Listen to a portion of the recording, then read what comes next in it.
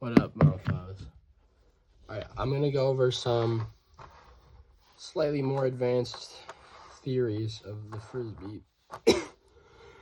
The Frisbee world that we should implement against Western and that we gotta know just in general. Okay. I've already tried to record this twice and it's been really long, so I'm just gonna try to make it faster. Like 8 minutes or less. Okay, so the first thing I want to go over is handlers cycling out and becoming cutters. So something that often happens, we're set up here, 3 handlers, 4 cutters. Cutters make cuts, and cutters catch the disc. So these cutters downfield are still cutters, obviously. These handlers move up to support. But the problem is that we have a useless fucking handler. This handler right here has no purpose, is in the way, and isn't going to be able to contribute at all. And they're leaving us with only 3 cutters, which isn't advantageous as well. So what we need to do is have this useless person become a cutter.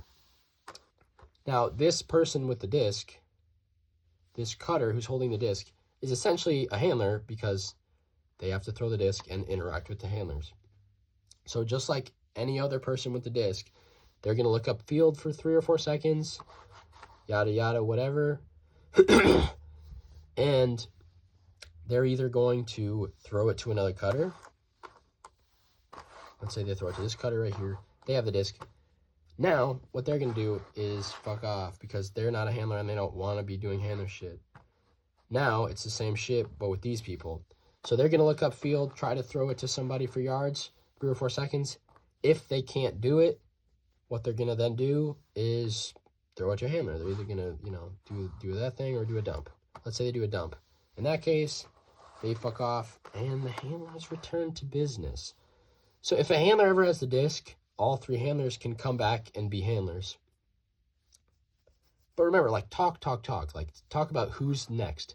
What we need to be doing at all times as handlers is talking about who's the reset.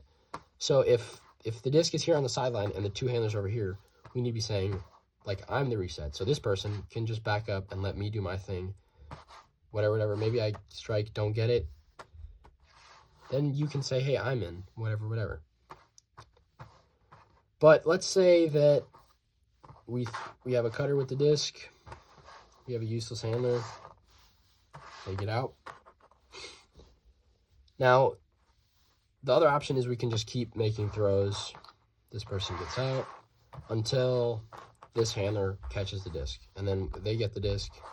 Then you cycle out and you become a cutter. And it's all well and good. A thing to note is if you are the cutter who has the disc,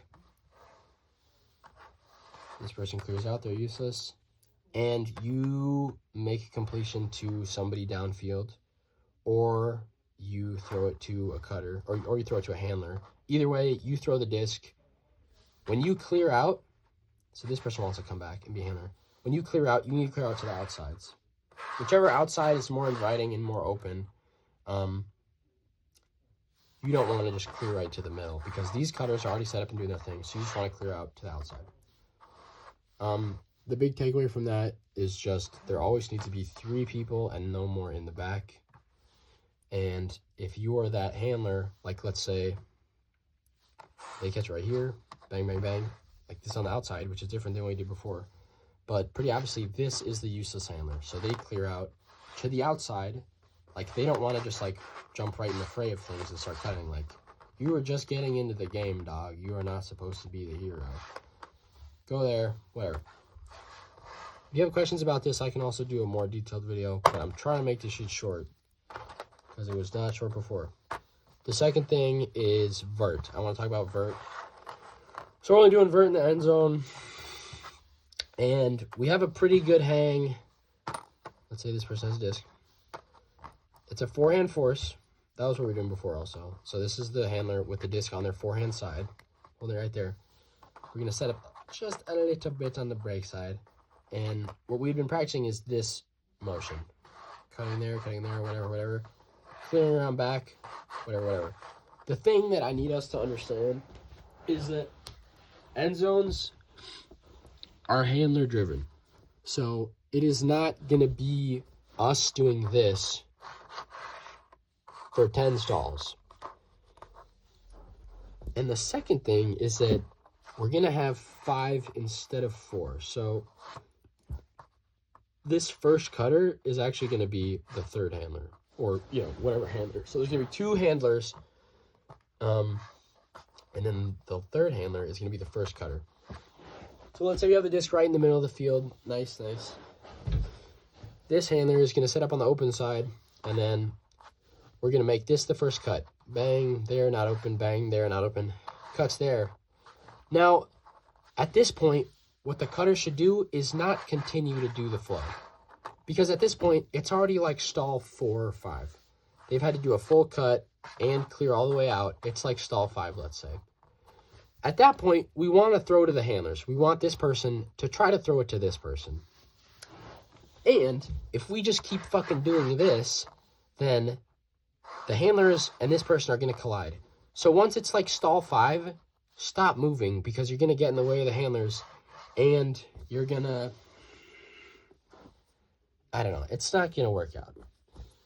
We need to look back to the handler at like stall 4 or 5. This is always the case.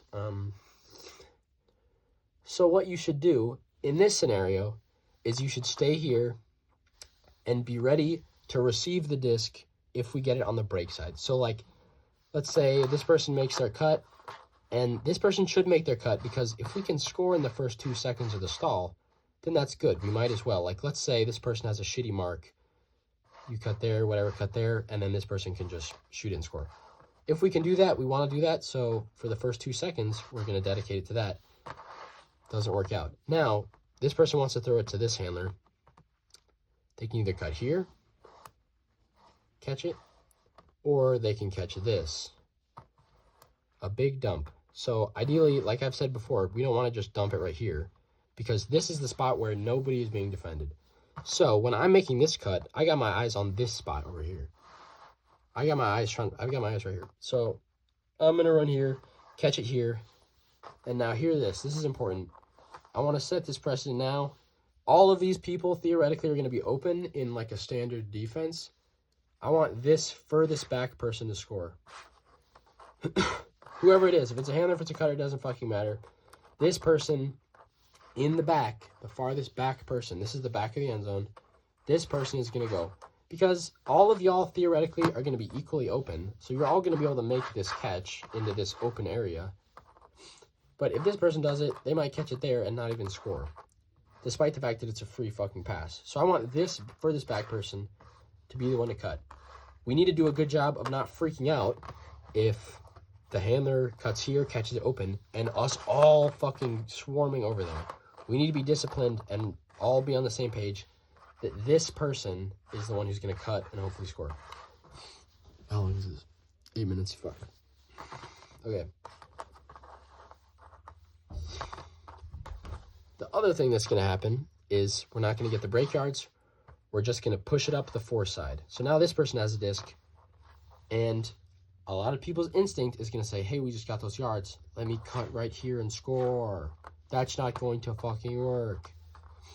All of y'all's people are right here. Essentially, you can either cut here or cut here, but this throw is fucking impossible to make. So let's see. This is the first cutter. They're cutting, bang, bang, cycling out. Your person's going to be here, and this is a fucking impossible throw because the handler's in the way, their mark's in the way, the whole wall's in the way. Unless you throw a hammer, don't fucking throw a hammer. Unless you do, this is not open. So the cutters are not in a good spot to score here. The only way that the cutters are realistically going to score here is if we get it over here with the handler. The handlers move, and then we become open. So this is the break side. Here's a mark. The handler's got he's got 2 options. Okay, so you can either strike, score there. That's ideal. Or you can cut here for a big swing. Now, this is an opportunity where, once again, this is our score person, can cut there and score because you got around the stack. That is also ideal. Now, the problem with this person can't always get open. Let's say they try to get this around, can't get it, they're not open. So then they go strike, still don't get it, they're not open. We still don't want cutters to be cutting here because this throw is going to be really hard to make. We have a mark there, and that's really far away and on the break side. But this handler couldn't get it. Now, this person is going to become the handler. So this person is going to clear out. This was the handler. They're a quarter. And this person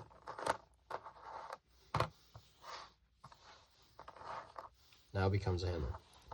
They're going to do the same shit. They're either going to try to catch it here and then throw that score, or they're going to cut here and get that score. They don't get it. What do? They go to the back, and then this person becomes a handler. Now, this is like a handler move. Doing either a strike cut or an around cut is a handler move, and our handlers are the ones who are going to most effectively be able to like make that cut. So one thing that we could do is this person makes it, doesn't get it. Instead of clearing to the back, they clear right behind this handler, and then this handler does it. And then they cycle like that. So that's probably what we'll be doing. Essentially, what I want to hammer the most is that if you are the cutters, don't be making these cuts all day long because it gets in the way of the handlers and there's not a lot of options. Like, it might seem like you have one option, two options, but the defense is going to be set up in a very particular spot, and it's not going to be easy to get that. And it's definitely not going to be easy to score on the break side for a plethora of reasons. So what you should do is be wary for the disc at any point to get swung over to the break side and then score over there. But, you know, like everything, there's exceptions. So let's say you do this, your person's kind of not on you super good, go score. But in general, wait until we get the disc on the break side. And then this last person, there's going to be one more score.